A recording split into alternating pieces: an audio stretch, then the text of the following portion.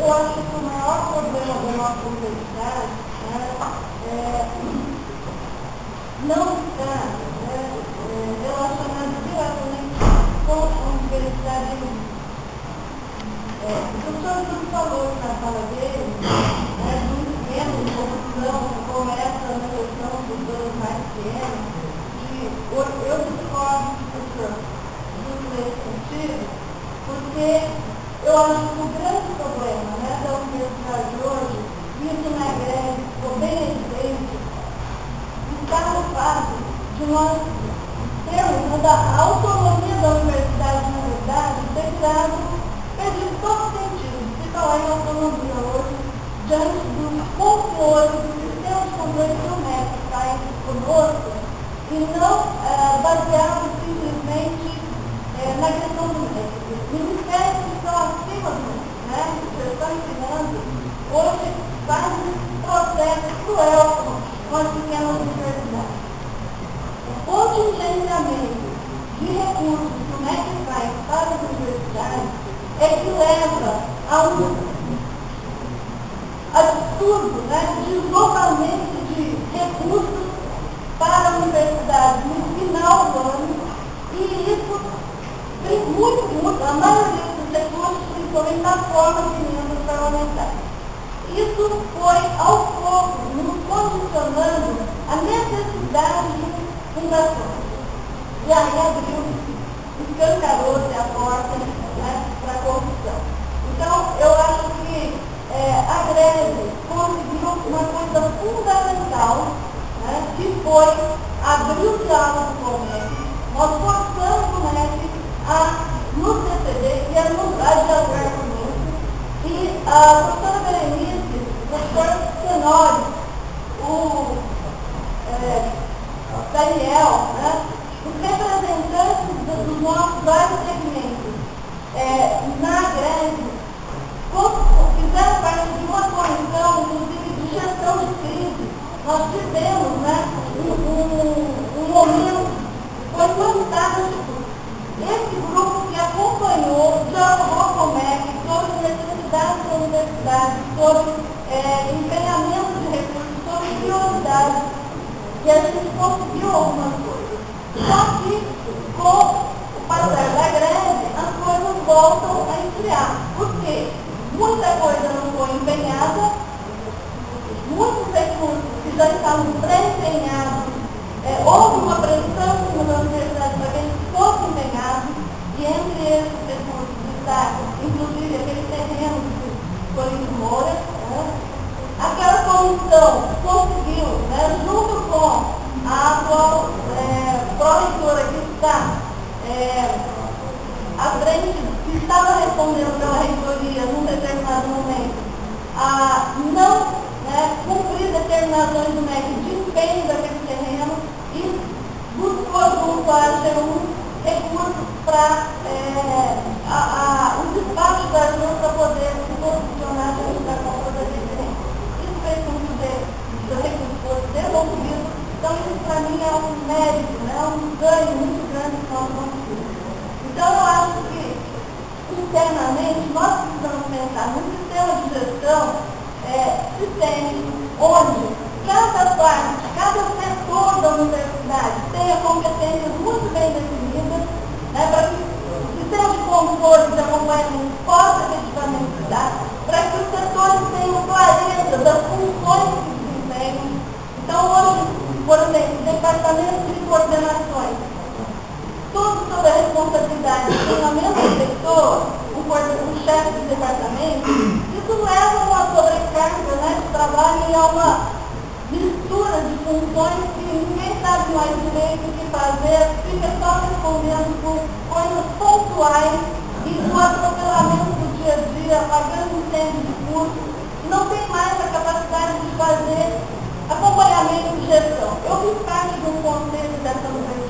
era muito forte, né? Vários colegas aqui fizeram parte disso. Nós tínhamos o CONDEP, da época que eu entrei na universidade, era um conselho de chefes de departamento. Eu aprendi muito com meus colegas mais experientes ali, sobre gestão, sobre a universidade. E o CONDEP realmente discutia, né, questões ligadas a cada departamento. Com a criação dos núcleos, as pró-reitorias ficaram esvaziadas, os núcleos direção de câmbio esvaziaram, né, aquele espaço que nós tínhamos de atuação, e com isso, então, nós tivemos um problema sério, né? Depois que se aprovou a STB, tivemos que mudar o nosso estatuto, e nessa mudança de estatuto, chefe de departamento de coordenação de cursos se fundiram. Então, isso foi bom no certo sentido. Por quê?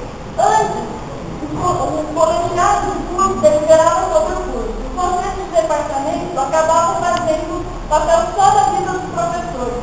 Alunos e professores nunca estavam juntos.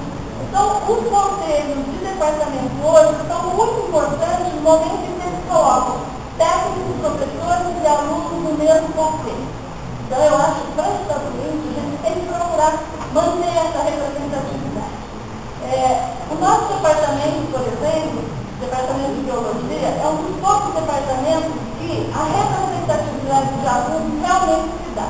E lá, nós ultrapassamos, né? Nós não ficamos naquela proporção 70, 15, 15. No nosso departamento, eu consegui, enquanto era chefe de departamento, garantir a representatividade de pelo menos um aluno de cada turma. Então, todas as turmas do nosso curso têm representação. Temos um curso de educação à distância, vinculado ao nosso departamento, também tem representação de alunos. E não nos apegamos na legalidade de ter só 20% de alunos que devem se manter, né, como representante nos conselhos. Então, para mim, o sistema de gestão, uma gestão que entenda a universidade como um sistema composto de várias partes. E essas partes têm que ter deliberações, decisões e acompanhamento em níveis, em seus diversos níveis. E que os conselhos superiores tratem realmente de políticas mais gerais, de diretrizes mais gerais, de encaminhamentos mais gerais. Mas que cada setor, então, cada órgão, né, seja ele chamado de instituto, faculdade, núcleo ou direção de campo, tenha seus conselhos realmente funcionando, tenha realmente representatividade de todos os setores, né, de todos os segmentos, e que a gente possa pensar, né, naquele tripé da universidade, na finalidade da universidade, que é o ensino, a pesquisa e a extensão de uma forma mais eficiente, de uma forma mais articulada. Porque falar em insociabilidade do ensino, da pesquisa e da extensão numa instituição como a nossa hoje é quase uma piada, né? Infelizmente, nós temos uma dissociação disso. Eu conheço alguns projetos, alguns trabalhos que realmente colocam em prática isso, mas isso é a realidade. Então, a extensão ganhou, no meu ver, né, a partir da apresentação que o Taio fez, tanto lá no Paulo Freire, como aqui na última reunião, a gente percebe o quanto a extensão, né, a parte de extensão da universidade, o que hoje nós chamamos de pró-reitoria de assuntos acadêmicos de extensão e cultura, ele ganhou uma dimensão muito grande na universidade com os auxílios, os aportes financeiros que estão sendo colocados. E se tornou um dos focos de desvio de recursos, de atos, existem várias suspeitas, né? Por enquanto não tem provas, tem várias suspeitas. E ali é um dos pontos de sangramento da universidade. Com a criação agora da Fundação Jantar da Pesquisa, a gente está vendo uma outra tendência também para isso. Por quê? Eu já tenho visto defesa de separar a SOPESP em uma pró-reitoria de pesquisa e uma pró-reitoria de pós-graduação. Eu acho que isso vai gerar um outro ponto de estrangulamento para a universidade. Porque a pós-graduação vai continuar sendo dirigida no polo, né? Porque agora os olhos, a pesquisa que tem que ter o último lugar na universidade, em termos de apoio financeiro, agora todo mundo está de olho, porque são muito dinheiro que a Fundação Dental tem. Quando nós trabalhamos, como de 90 a 94, eu fui secretária regional da SBPC, o secretário Borges também foi quem recebeu durante 4 anos também. Nós trabalhamos muito aqui nesse estado para que essa fundação saísse do papel. Na época, nós tivemos a Constituição Estadual sendo realizada logo depois da Constituinte Federal e nós trabalhamos muito como representantes da SBPC no movimento nacional de criação de fundações de amparo em cada estado. Conseguimos incluir isso na nossa Constituição. Só que ela se tornou um artigo, ela precisava ser regulamentada. Trabalhamos com o governo Piana, com todo o governo interno, então nunca conseguimos, e foi uma promessa do governo Confuso instituir, regulamentar essa fundação. Hoje ela está regulamentada, tem candidatos à reitoria negociando, né?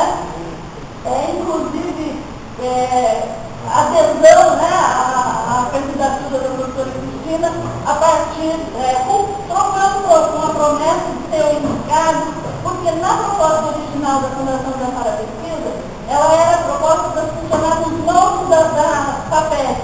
E a FAPESP não tem remuneração para os seus diretores e presidentes. E aqui criaram uma tabela de remuneração extraordinária e que realmente tem muita gente correndo atrás. Então, em termos de 10 minutos, é muito pouco tempo para a gente apresentar mais ideias, mas eu, como a professora Berenice, como os professores que estão se colocando aqui, tenho colocado meu nome, a experiência que eu tenho na parte administrativa, na parte de pós-graduação, na área de pesquisa, para a discussão desse fórum. E também garanto que não vou sair candidata por fora